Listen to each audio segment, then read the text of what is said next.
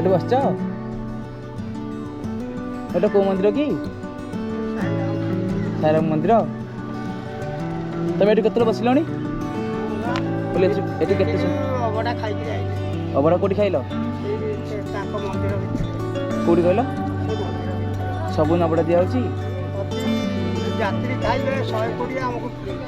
ଆମେ ଭିକାରୀ ଲୋକ। ହଁ ମାନେ କ'ଣ 120 ଯାତ୍ରୀ ଖାଲି ତମକୁ ଫ୍ରି? ହଁ 120 ଯାତ୍ରୀ ଖାଲି ତମକୁ ଫ୍ରି ନା? ଆମକୁ ଦେବେ ସାଇରାମ ବହି ଖଣ୍ଡେ ସେଇଟା ଦେଖେଇବୁ ସେ ରଖିବେ। ଦେଖେ କେମିତିଆ ବହି? ବହି ଦେଖିଆ କେମିତିଆ? ବହି ସେ ଯେଉଁ ଭିତରେ ଅଛି। ବହି ମୋର ଘରେ ଛାଡ଼ି ଯାଇଛି। ଆଠୁ ଖଣ୍ଡେ ବହି ଅଛି। ବହି ତମକୁ ଦବ କିଏ?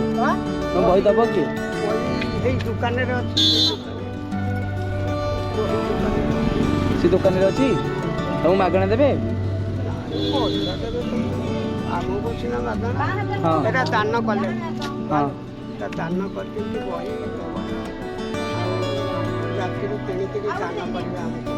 ଆମେ ବି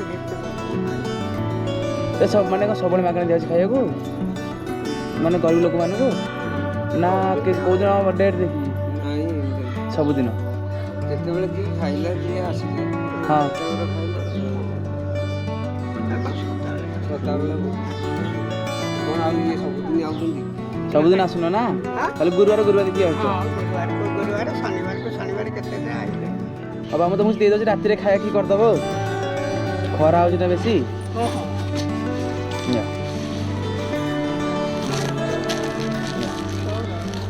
ଖାଇଦେବା ରାତିରେ।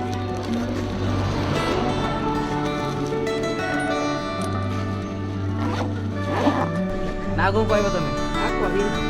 ଆଉ ଆସିଛି ହଉ ପ୍ରଭୁ ଯା ସାଇରାମ ପ୍ରଭୁ ଟିକେ ଆମ ପୁଅକୁ ଟିକେ ସୁସ୍ଥରେ ଛାଡ଼ିଦେବୁ ଯା ଆଜି ରାତିରେ ଜାଣିବୁ ଲୋ ବା।